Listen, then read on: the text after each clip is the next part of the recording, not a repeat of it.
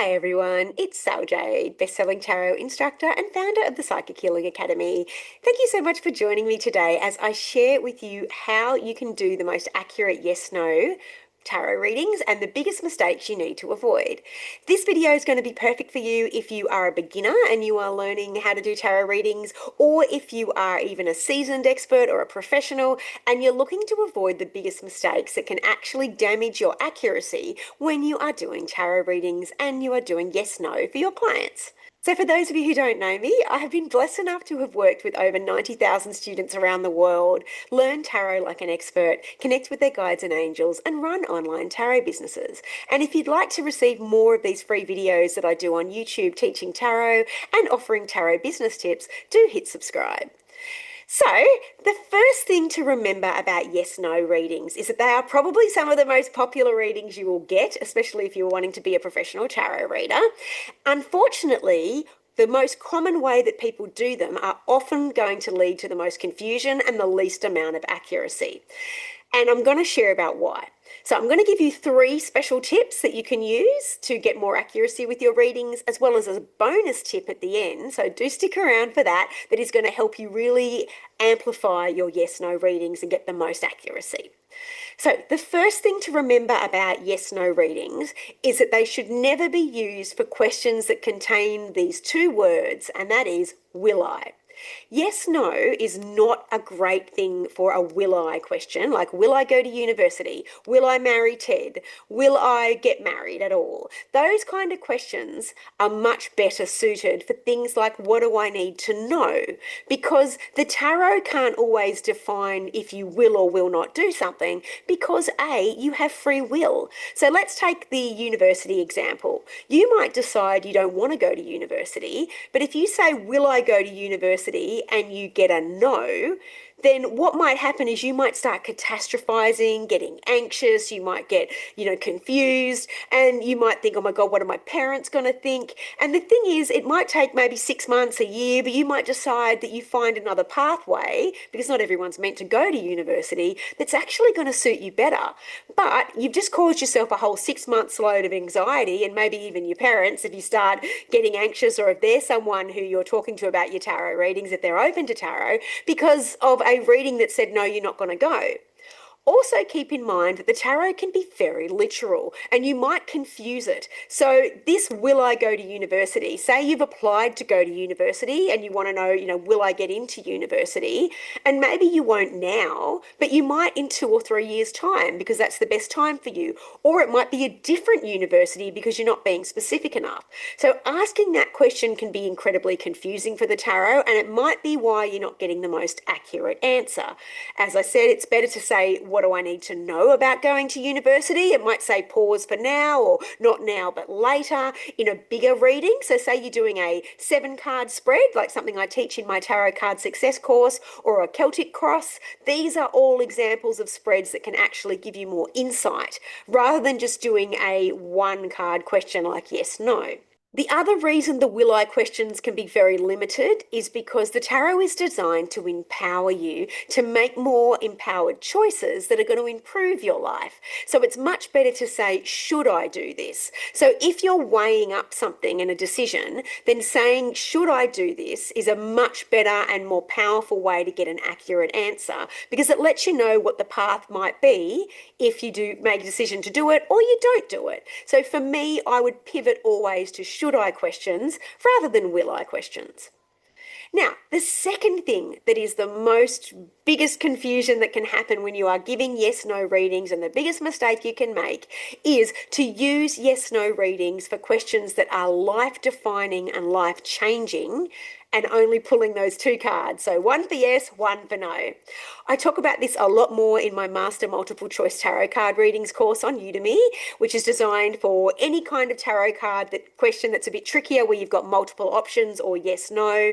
Because the problem with using the tarot for such simplistic readings, like the only 2 cards, to define your whole life is that if you get it wrong, you could seriously damage your finances. So, say, for example, you were asking a question like, should I buy this house? And please don't laugh. I have had my students come to me and tell me that they've had clients come to them and ask this, like, can you give me a 5 minute reading? Should I buy this house? No. Ethically, no. A house is a lifetime investment. You don't want to go bankrupt or make a bad decision over a two-card spread. So for me, it's better to use these questions, yes, no, for shorter range questions. So being able to look at things like, okay, should I do this course? Should I buy this very, say under $100 thing. So if it's wrong or if it's not the right decision, then it's not, your world's not going to end, basically. Looking also at things like, should I go on this date? Should I travel to this summer destination? These are much better questions for yes, no, that only have those two card options, because you'll see the journey in a quicker way and you can make a snap decision and it won't be so long reach affecting. Another thing to consider about why I consider this a rule of thumb with yes, no, is because you need to think that every journey you have as a human being, or every journey your client's going to have, is a journey. It's going to have much more different complex levels and layers and experiences. Think about your last love relationship, for example. It's likely if you've been with someone for a year or two and you break up, that's not just the breakup. That's just not the tower. That's just not death. That's not the Three of Swords. That is not the Five of Cups for grief. It's also been lots of highs and lots of spiritual awakenings and lots of lows and then lots of highs again. It's been maybe confusion, but then a lot of clarity. You've probably learnt a lot about yourself. Maybe you met new friends through this person. Maybe you took up hobbies that you never did through this person. Maybe you learnt to see the life and the way you deal with your parents in a different lens because of your relationship with this person. Maybe this was a relationship you were always meant to have. And so if you're like, should I continue to be in a relationship with this person? And you get a yes, no, and you just pick one card and it's a negative, yeah, maybe you'll break up. Maybe there's an experience you needed to have that changed you fundamentally. So for me, I would pivot always to bigger readings for things like that. I would pivot to what do I need to know about going forward with this relationship and do a bigger Celtic Cross 7-card spread, any bigger spread that's going to give you the full journey so you know that maybe there will be some ups and downs, but it is worth investing in. So for me, much better for yes, no readings to stick to simple short range things instead. So my third tip, and this is for if you are a more advanced reader or even if you are a beginner and you're looking for more advanced tips, is to pull an additional card with the yes, no reading and look at what the journey is and compare them. So what I mean by that, say for example, you got the star about should I enroll in this course or should I do this option? And you got the sun. Now, both of those are amazing options. They are a yes, yes, yes, we love this. This is a great option. Look at adding an additional card to see what the journey might be and how it might further unfold besides that initial good rush. Again, that could be a relationship, the good honeymoon period, and see and compare the two next cards that come along. And you could do that up to 3 cards for me. So I'd look at the next one, the next one, the next one, and then go, okay, what's going to give me the smoothest journey? So that to me is a really great way of doing a yes, no, and just adding a bit more information. Now, you might say, but Sal, what happens if it's a really, really good card, like the sun or the star, but the next one's a really yucky, scary card, like the tower? Like, does that mean, what do I do? Like, I'm going to freak out, or my client might freak out. And it can happen. Like, intuitively, you're like, oh no, I thought it was going to be a good option, and now it looks like a crap option. Stick with it. As I said, remind your client, and if it's for you, remind yourself that there might be some rockiness in there. There might be things that'll go wrong. That's normal. All experiences, all jobs, or relationships, or health journeys, they all have that experience. So just look at what the least amount of one is, the least amount of rocky road, and then pick that option.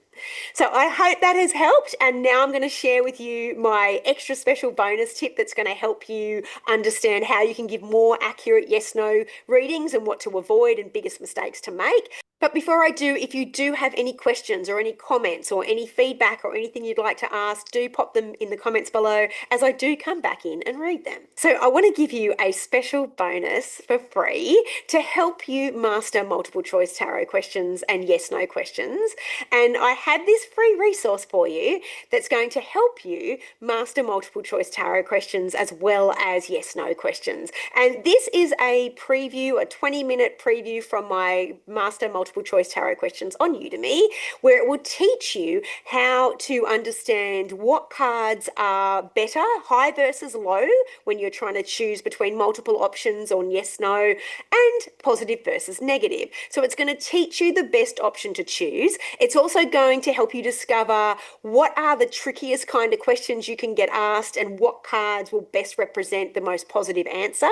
So that's if you've got neutral. So say, for example, you've got a Six of Pentacles and a Six of Cups, or you've got a Ten of Pentacles and a Ten of Cups, and you're not sure what's the best yes, no, because they're both quite similar. It'll teach you how to identify that and nail that for more accuracy. If you feel like you struggle when you're doing tarot readings and you don't know what's the best option when you're doing any kind of multiple option question. So if you would like to access that, I've got it in the description below, or continue watching this video as it will pivot to the next one and you'll be able to watch it through that. So to recap these three quick, easy tips. Avoid will I questions when you are doing yes, no. Make sure that you are always doing short range questions that are not so dramatically life changing when you are doing yes, no. And if you're still getting stuck, pull an additional card to see what the journey will be as part of the next step to see what's going to give you the most smooth journey out of the two. I hope that has helped everyone. And if you'd love to subscribe to get more of these and more tarot business tips, do hit subscribe. And if you've got any comments, pop below. Thank you.